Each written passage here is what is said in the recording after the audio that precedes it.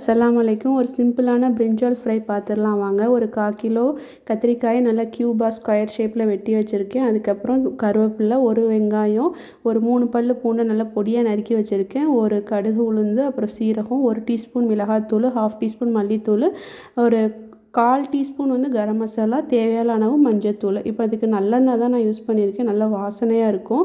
நம்ம கடுகு உளுந்து கருவேப்பிலை தாளித்த உடனே பெருங்காய பொடி கொஞ்சம் போட்டிருக்கேன். சில பேருக்கு கத்திரிக்காய் வாய்வுன்னு சொல்லிட்டு.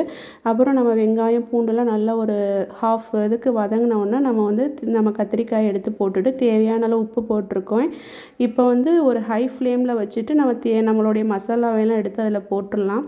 நல்லா ஒரு 5 மினிட்ஸ் ஹையில் வச்சுட்டு அப்புறம் 5 மினிட்ஸ் நம்ம லோவில் வைக்கணும்.